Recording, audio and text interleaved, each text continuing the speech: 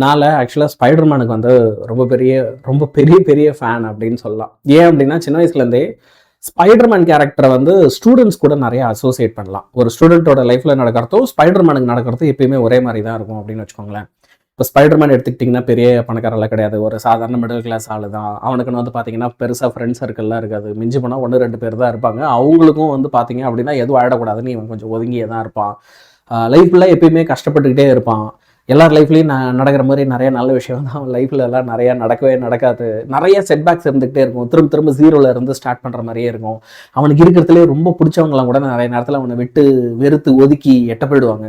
இந்த மாதிரிலாம் ஸ்பைடர்மேனுக்கு வந்து பார்த்தீங்க அப்படின்னா நிறைய நடந்துகிட்டே இருக்கும்.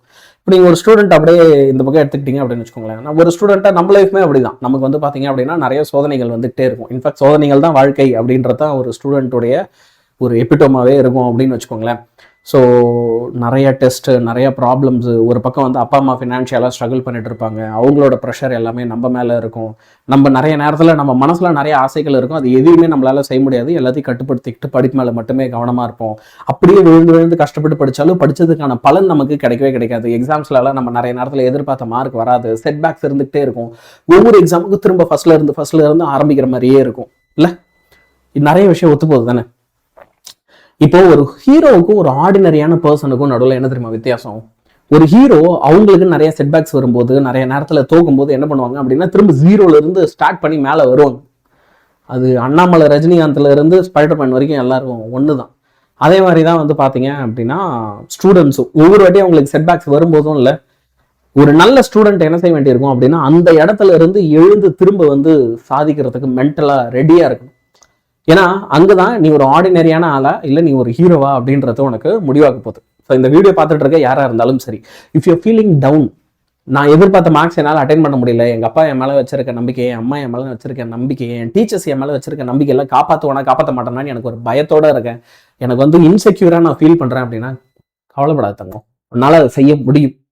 சரியா? And we are here for you. Okay. So நான் குவார்டர்லி ஸ்டடி பிளானை சொல்கிறதுக்கு முன்னாடி பசங்க எல்லாருமே நம்ம சேனலை சப்ஸ்கிரைப் பண்ணிக்கோ. சரியா? யாராவது இது வரைக்கும் சப்ஸ்கிரைப் பண்ணல அப்படின்னா சப்ஸ்கிரைப் பண்ணிக்கோ. எஸ்பெஷலி இப்போ தான் முதல்ல நம்ம சேனல் வந்து நீ இப்போ தான் பார்க்குறேன், இந்த வீடியோ மூலயமா தான் உனக்கு சேனலே ஃபர்ஸ்ட் இன்ட்ரோ அப்படின்னால கண்டிப்பாக வந்து make sure you subscribe the channel. சரியா? இப்போ குவார்டர்லி எக்ஸாம் எப்போ நடக்கும்? எக்ஸ்பெக்டட் டேட் ஒரு செப்டம்பர் 17 இருந்து 31 இந்த டேட்ல தான் வந்து பாத்தீங்க அப்படின்னா நமக்கு குவார்டர்லி எக்ஸாம் வந்து நடக்கும். அப்போ சொல்ல போனா இதுக்கு எக்ஸாக்டா ஒரு 40 டேஸ் தான் வந்து நமக்கு டைம் இருக்கு. இந்த 40 டேஸ்க்குள்ள நம்ம படிக்கணும். இதே ஒரு சில பேர் 30 டேஸ் இருக்கும்போது கூட மேபி இந்த வீடியோ பாப்பியாட்டு இருக்கும். முதல்ல சிலபஸ் என்னன்னு தெரிஞ்சுக்கோ. 11th 12th 9th 10th எல்லாருக்குமே நான் சொல்றேன். இப்போ 11th எடுத்துக்கிட்டீங்க அப்படின்னா உங்களுக்கு தமிழ்ல 1ல இருந்து 3, இங்கிலீஷ்ல 1ல இருந்து 3, மேத்தமெட்டிக்ஸ்ல 1ல இருந்து 6, பிசிக்ஸ்ல 1ல இருந்து 5, கெமிஸ்ட்ரி எடுத்துக்கிட்டிங்கன்னா சாப்டர் 1 to 4, அப்புறம் 6 to 8, 11 to 12. சரியா? ஆர்கானிக், என்ன ஆர்கானிக், பிசிக்கல் அல்லது சேர்த்து. அப்புறம் பாட்னியில் 1லேருந்து 8, ஜுவாலஜியில் 1லேருந்து 8. சார் அது காமர்ஸ் பசங்க நாங்களாம் இருக்கிறோம், எங்களை விட்டிங்களே கம்ப்யூட்டர் அப்ளிகேஷன் கம்ப்யூட்டர் சயின்ஸ்னு ஆவசப்படாது. இதோ இருக்கு. கம்ப்யூட்டர் சயின்ஸ் வந்து பார்த்தீங்கன்னா 1லேருந்து 10, அப்ளிகேஷன்ஸ்க்கு வந்து 1லேருந்து 10, எக்கனாமிக்ஸ் 1லேருந்து 8, காமர்ஸ்க்கு வந்து 1லேருந்து 20, அதே மாதிரி அக்கௌண்டன்சி 1லேருந்து 8, ஹிஸ்ட்ரி வந்து பார்த்தீங்கன்னா 7ல இருந்து 11 இருக்கும், ஜியோகிராஃபி வந்து 1ல இருந்து 5 இருக்கும் 11th பசங்களுக்கு. இப்போ அப்படியே 12th வருவோம். ஆல்மோஸ்ட் சிமிலர் சிலபஸ் கொஞ்சம் மாறும். ஃபார் எக்ஸாம்பிள் மேத்தமெட்டிக்ஸ் 1ல இருந்து 6, பிசிக்ஸ்ல வந்து 1ல இருந்து 6. இது உங்களுக்கு வந்து பார்த்தீங்க அப்படின்னா நீங்க +2 அப்படின்னா ரே ஆப்டிக்ஸ் இன்க்ளூட் பண்ணியிருப்பாங்க. ஸோ ரே ஆப்டிக்ஸும் நம்ம சேர்த்து படிக்க வேண்டியிருக்கும். சரியா? கெமிஸ்ட்ரியில் 1லேருந்து 4, 6லேருந்து 8, 11, 12, பாட்னியில் 1லேருந்து 5 வரைக்கும், ஜுவாலஜியில் 1லேருந்து 8 வரைக்கும் இருக்கும். சரியா? இதே வந்து நீங்க if you are in computer science, அப்போ 1லேருந்து 10, அப்ளிகேஷன்ஸ்க்கு 1லேருந்து 10, எக்கனாமிக்ஸ் 1லேருந்து 8, காமர்ஸ் 1லேருந்து 20, அக்கௌண்டன்சி 1லேருந்து 8, ஹிஸ்ட்ரி 12லேருந்து 23, ஜியோகிராஃபியும் 1லேருந்து 5. இதெல்லாம் வந்து உங்களுக்கு டெஸ்ட்டுக்கு இருக்க போது. இப்போ அடுத்து 9th வரும். 9th வந்து பார்த்தீங்கன்னா தமிழ் 1லேருந்து 3, இங்கிலீஷ்க்கும் 1லேருந்து 3, மேத்தமேட்டிக்ஸ்க்கு வந்து 1, 2, 3 and 4ல ஒரு சில எக்ஸசைஸ் மட்டும், பிசிக்ஸ்ல 1லேருந்து 3, கெமிஸ்ட்ரியில் வந்து 10 to 12, பயாலஜியில் 17லேருந்து 19, ஹிஸ்ட்ரியில் 1 to 5, geography 1 to 5, சிவிக்ஸில் 1 to 3, எக்கனாமிக்ஸில் 1 to 2. சரியா? இப்போ நெக்ஸ்ட் 10th வந்தீங்க அப்படின்னா தமிழ் 1 to 4, இங்கிலீஷ்லயும் வந்து 1 to 4, மேத்தமெட்டிக்ஸ்ல 1 to 5, பிசிக்ஸ் அதாவது சயின்ஸ்ல சொல்றேன், பிசிக்ஸ்ல 1லேருந்து 4 வரைக்கும், கெமிஸ்ட்ரி 7லேருந்து 9 வரைக்கும் இருக்கும், பயாலஜியில் 12லேருந்து 18 வரைக்கும் இருக்கும், காமர்ஸ்ல 1லேருந்து 5, ஜியோகிராஃபியில் 1லேருந்து 5, சிவிக்ஸ்ல 1லேருந்து 3, அதே மாதிரி எக்கனாமிக்ஸ்லயும் 1லேருந்து 2 வரைக்கும். இதெல்லாம் தான் சிலபஸ். இப்போ எப்படி நீ இதுக்கு படிக்கணும்? ரொம்ப சிம்பிள், நல்லா ஞாபகம் வச்சுக்கோ. நீ ஃபர்ஸ்ட் புது சாப்டர்ஸை நல்லா படி. ஃபர்ஸ்ட் மிட் டர்முக்கு நீ ஏற்கனவே படிச்ச சாப்டர்ஸை எடுத்த உடனே முதல்ல ஸ்டார்ட் பண்ணாத. இப்போ இந்த வீடியோ பார்த்துட்டு அடுத்து நீ படிக்க வேண்டியது எல்லாமே என்ன அப்படின்னா நியூ சாப்டர்ஸ் தான். You have to study new chapters. First midterm போர்ஷன்ஸை நம்ம லாஸ்ட்டாக பார்த்துக்கலாம். அதே மாதிரி நீ படிக்கும்போது இப்போ 40 days இருக்குன்னா கடைசி 1 week வெறும் ரிவிஷனுக்காக மட்டும் ஃபிக்ஸ் பண்ணி வச்சுக்கோ. அப்போ போய் புதுசாலாம் எதுவுமே படிக்கக்கூடாது. கோர் சப்ஜெக்ட்ஸை இப்போ படி. ஓகே, நம்ம மீதியெல்லாம் லாஸ்ட் மினிட்ல படிச்சுக்கலாம். இங்கிலீஷ் தமிழ்லாம் லாஸ்ட் மினிட்ல படிச்சுக்கலாம். கம்ப்யூட்டர் சயின்ஸ் கூட லாஸ்ட் மினிட்ல படிச்சுக்கலாம். கட் ஆஃப்ல சேராது அது. Physics, chemistry, maths, bio. Sir நான் ஒரு பயோகிராஃப் ஸ்டூடெண்ட்னா பயோ அப்புறம் கெமிஸ்ட்ரி, இது பிசிக்ஸ், கெமிஸ்ட்ரி, பயாலஜி படிக்கணும். இதே வந்து நீங்க கம்ப்யூட்டர் சயின்ஸ்னா பிசிக்ஸ், கெமிஸ்ட்ரி, மேத்தமேட்டிக்ஸ் படிக்கணும். இதுதான் உங்களுக்கு கட் ஆஃப் காலேஜ் எல்லாத்துக்குமே தேவைப்பட போகுது. சரியா?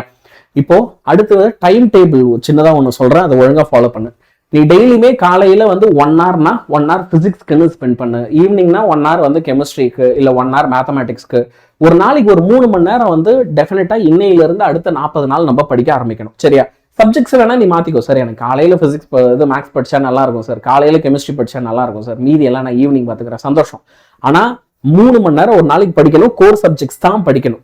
இப்ப பயாலஜி, இங்கிலீஷ், தமிழ் இந்த மாதிரி சப்ஜெக்ட்ஸ் எல்லாம் வீக்கெண்ட்ஸ்ல படிச்சுக்கோ. இதெல்லாம் எப்பயுமே சனி, ஞாயிறு அந்த மாதிரி நாட்கள்ல நீ என்ன செய்யலாம் அப்படின்னா படிச்சுக்கலாம். சரியா? இப்போ உங்களுடைய ப்ரிப்பரேஷனை பூஸ்ட் பண்றதுக்காக நான் ஒரு விஷயம் வந்து நம்ம செய்ய போறோம். என்ன தெரியுமா? வேதாந்து பிரீமியர் லீக் அப்படின்னு சொல்லி நாங்க ஒரு குவிஸ் காம்படிஷன் நம்ம வேதாந்து சேனல்ல நடத்த போறோம். எஸ், குவிஸ் காம்படிஷன் என்ன சார், இதுக்கு காசு கேட்பீங்களா? இல்ல, முழுசா ஃப்ரீ தான். அண்ட் இதுல ஜெயிக்கிறவங்களுக்கு பிரைசஸ் இருக்கு. அந்த பிரைஸ் உங்க வீட்டுக்கே நாங்க டெலிவரி பண்ணுவோம்.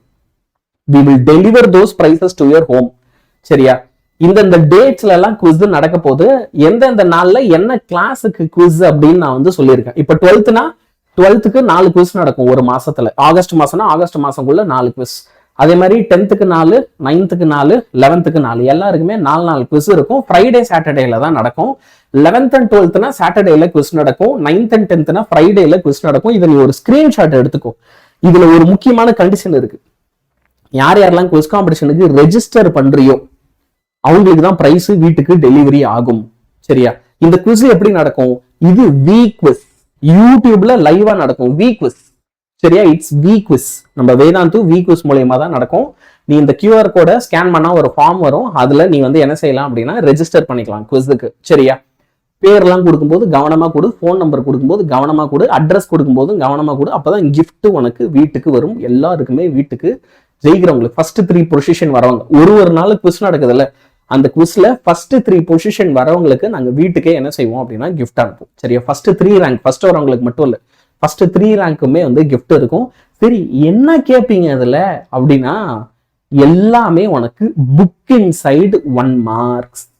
இந்த குவிஸ்ல கம்பல்சரி கொஸ்டின் பேஸ் பண்ணதும் ஃபார்முலா பேஸ் பண்ண கொஸ்டின்ஸ் புக் இன்சைட் கொஸ்டின்ஸ் தான் கேட்போம். என்னென்ன சப்ஜெக்டுக்கெல்லாம் யாழ் ஆன்சர் அது நடக்கும். Physics, chemistry, mathematics, biology. சரியா? 10th பசங்களுக்கு சோசியல் சயின்ஸும் இருக்கும், மேத்தமேட்டிக்ஸும் இருக்கும், சயின்ஸும் இருக்கும். இந்த 3 சப்ஜெக்ட்ஸ் ஃபுல் சிலபஸ். இப்போ 7ஆம் தேதி குவிஸ் இருக்கு, 8ஆம் தேதி குவிஸ் இருக்குன்னா அதுக்கான சிலபஸ் இன்னைக்கு சாயந்தரம் 7 மணிக்கு ஷார்ட்ஸ்ல நம்ம அனௌன்ஸ் பண்ணுவோம். நம்ம சேனல்ல கம்யூனிட்டி போஸ்டும் போடுவோம். நம்மளோட சேனலோடைய டெலிகிராம் சேனல்லையும் சிலபஸை அப்டேட் பண்ணுவோம். எல்லாருமே அதில் பார்த்துக்கும். சரியா? எல்லாருமே என்ன பண்ணிக்கோ, பார்த்துக்கோ. ஸோ உனக்கு நான் முன்னாடியே சிலபஸ் சொல்லிடுவேன். சிலபஸை பார்த்துட்டு நல்லா படிச்சுட்டு வந்து குவிஸ் அட்டன் பண்ணி பிரைஸை வாங்க. சரியா? இப்போ இதுல யார் யாருக்கெல்லாம் பார்ட்டிசிபேட் பண்ண ஆர்வமா இருக்கோ, யார் யாரெல்லாம் ரெஜிஸ்டர் பண்ணிருக்கியோ, I registered for the quiz அப்படின்னு எனக்கு கமெண்ட் பண்ணு. ரெஜிஸ்டர் பண்ணிட்டு இதுல கண்டிப்பா கமெண்ட் பண்ணுங்க. I want every one of you to comment. சரியா? Yes, every single one of you comment பண்ணுங்க.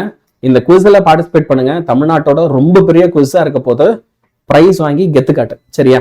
S, all the best my dear boys and girls. ஞாபகம் வச்சுக்கோ, உனக்குள்ளேயும் ஒரு ஸ்பைடர்மேன் தூங்கிக்கிட்டு இருக்கான், தட்டி எழுப்பானு. சரியா? பாய் பாய்.